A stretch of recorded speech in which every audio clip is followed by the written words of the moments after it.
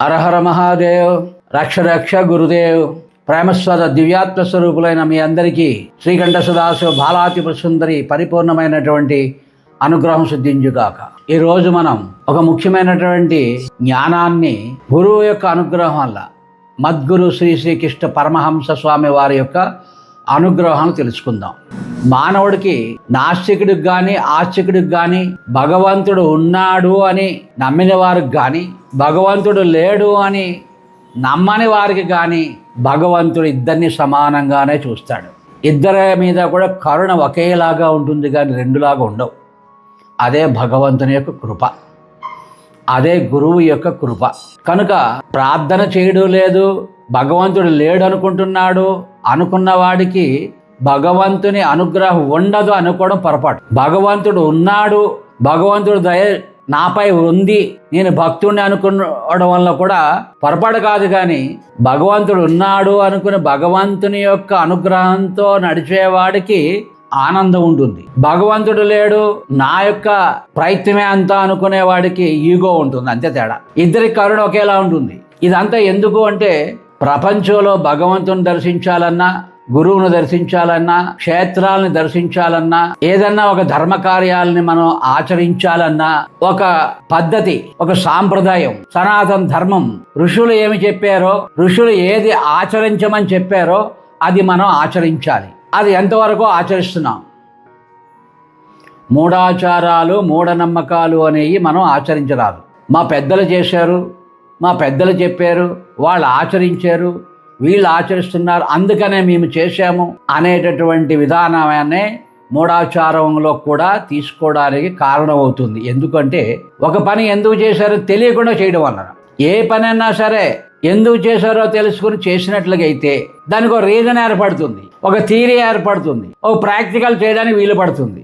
అలా కాకుండా చేసేది ఎప్పుడూ కూడా మూఢాచారంలోకి వెళుతుంది, మూఢ నమ్మకంలోకి వెళుతుంది. అవునా కాదో ఒకసారి ఆలోచించండి. ఉదాహరణకి 7 వారాలు భగవంతుని దర్శిస్తే మనకు అనుగ్రహం కలుగుతుందని చెప్పేసి లక్షల కొద్ది వేల కొద్ది దర్శనాలు చేసుకుంటూ వెళ్తూ ఆ భగవంతుని నమస్కరించుకుంటే అది ఒక రకంగా మూఢాచారమే అవుతుంది. ఎందుకు? దాంట్లో రీజన్, థియరీ, ప్రాక్టికల్ కావాలి. ఎందుకు అంటే వారు చెప్పారు, మనకు నమ్మకం ఉంది, భక్తి ఉంది, భగవంతుడు అన్న అనుగ్రహం కావాలని ఆశ ఉంది కాబట్టి మనం వెళుతున్నాం. 1,00,000 మంది వెళితే 10,000 మందికి లాభం కలుగుతుంది, 90,000 మందికి ఇంకా అవకాశం రాదు. అప్పుడు మనం ఏమనుకుంటున్నాం? భగవంతుడు మనకి ఇంకా అనుగ్రహించలేదు, మరొకసారి వెళదాం అని చెప్పేసి అనుకుంటున్నాం మనం. కాదు, దాంట్లో రీజన్ ఉండాలి. దాంట్లో ప్రాక్టికల్కి థియరీకి ఒక రీజన్ ఎప్పుడైతే ఏర్పడదో అన్నీ కూడా మనం లాభం పొందగలుగుతాం. ఏంటి ఆ రీజను? 7 వారాలు 7 శనివారాలు భగవంతుడైనటువంటి శ్రీమన్నారాయణుడైనటువంటి వెంకన్న బాబుని దర్శిస్తే తప్పనిసరిగా ప్రతి శనివారం వెంకటేశ్వర స్వామి మొక్కు అని అందరికీ తెలుసున్నదే. ప్రతి సోమవారం శివుడికి ఆరాధించాలి అని అందరికీ తెలుసున్నదే. ప్రతి శుక్రవారం శక్తిని ఉపాసించాలని తెలుసున్నదే అందరికీ. ప్రతి మంగళవారం సుబ్రహ్మణ్యేశ్వర స్వామిని ఆరాధించాలనేది అందరికీ తెలుసున్నదే. ప్రతి బుధవారం గణపతి భగవంతుని ఆరాధించాలన్నది అందరికీ తెలుసున్నదే. ప్రతి గురువారం గురు భగవానుడికి, గురువుకి, దత్తుడికి, దక్షిణామూర్తికి ఆరాధించాలి అన్నది తెలుసున్నదే. అది వేదం నుంచి చెప్పిందే, పురాణం నుంచి చెప్పిందే, ఋషులందరూ చెప్పిందే.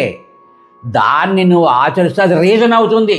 ఒక తల్లి గర్భంలో బీజం పడిన తిథి, వార, నక్షత్రాలు ఏవైతే ఉన్నాయో దాని ప్రకారంగానే 7వ మాసం అయ్యేటప్పటికల్లా నీకు ఆకారం అవుతుంది. 7 సప్తాహం, 7 వారాలు, 7 నెలలకల్లా తిథులు సప్తాహం అవుతుంది. 7 నక్షత్రాలు సప్తాహం అవుతుంది. 28 వారాలు అవుతాయి. అప్పుడు గర్భంలో ఉన్న జీవుడికి, ఈ దేహానికి, ఈ పిండానికి ప్రాణం ప్రవేశిస్తుంది. నవరాత్రులు 9 మాసాలకి నవరాత్రులు పూర్తవుతాయి. అంటే 9 నక్షత్రాలు పూర్తవుతాయి, 9 తిథులు పూర్తవుతాయి నీకు. అప్పుడే 9వ మాసంలో ఫలితం నీకు వస్తుంది, ఫలం నీకు వస్తుంది, బిడ్డ నీ చేతికి వస్తాడు. ప్రకృతిలో వనస్పతి కూడా అదే రీతిగా మనకి సహాయం చేస్తుంది, అందిస్తుంది, ప్రేమను అందిస్తుంది, ఫలాన్ని అందిస్తుంది. ప్రకృతిలో యూనివర్సల్ గ్రహ నక్షత్రాలు పంచభూతాలు ఇదే రీతిగా మనకు అందరికీ అందిస్తాయి. ఇది ఒక రీజన్. ఈ రీజన్ తెలిసి నువ్వు ఎరుకతో చేస్తే అది అంతా కూడా ఫలవంతం అవుతుంది. ఈ రీజన్ తెలియకుండా నీకు నచ్చినట్టుగా నీకు తోచినట్టుగా చేయడం వలన ఫలితం రాదు. ఎన్ని జన్మలెత్తినా ఫలితం రాదు. ఏ భగవంతుడైతే శనివారం నాడు విష్ణు భగవంతుడికి సంబంధించి కానీ, సోమవారం శివుడికి సంబంధించి కానీ, మంగళవారం సుబ్రహ్మణ్యానికి సంబంధించి కానీ, బుధవారం గణపతికి సంబంధించి కానీ, శుక్రవారం అమ్మకి సంబంధించి కానీ ప్రతిష్ఠ అయిన ఆలయాలు ఎక్కడెక్కడున్నా అక్కడక్కడ 7 వారాలు వెళ్ళేటప్పటికల్లా ప్రాణం వస్తుంది నీకు నమస్కారానికి, నీ ప్రేయర్కి, నీ ప్రార్థనకి, నీ జపానికి. నవరాత్రులు పూర్తి అయ్యేటప్పటికల్లా నీకు ఫలితం వచ్చి తీరుతుంది. అదే రహస్యం, అది ఒక రీజన్. అయితే ఆలయాలకి, ఆశ్రమాలకి ఈ తిథి వార నక్షత్రం తెలియకపోతే నువ్వు పుట్టినటువంటి జన్మ నక్షత్రము, జన్మ దినము, జన్మ తిథి నీకు తెలుసు కదా. దాని ప్రకారంగా నమస్కారం చేసుకో, వెళ్ళి ప్రయత్నం చేయి, ఫలితం తప్పనిసరిగా వస్తుంది. ఇది రీజన్.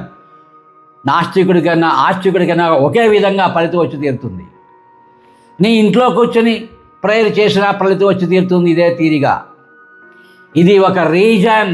తిథి, వారము, నక్షత్రం, గ్రహాలు, పంచభూతాలు, లగ్నము, యోగము ఇలా కలగలిపి తెలుసుకుని ఎరుకతో గురువు అనుగ్రహంతో గురువు దగ్గర తాళం ఉంది, శక్తి తాళం, శివ తాళం ఉంది. ఆయన ద్వారా నీ యొక్క తాళాన్ని ఓపెన్ చేయించుకుని ఉపదేశం పొంది సాధన చెయ్యి, ఫలితం శీఘ్రంగా వస్తుంది.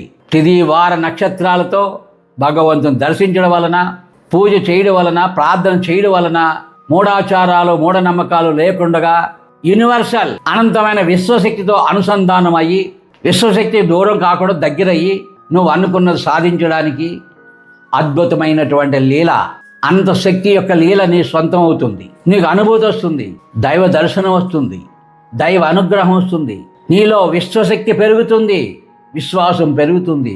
మూఢాచారాలు, మూఢనమ్మకాలు విడిచిపెట్టండి, గురు పాదాలు పట్టుకోండి, మీ తాళం ఓపెన్ చేసుకోండి, సాధన చెయ్యండి. ఇదే సదావకాశం.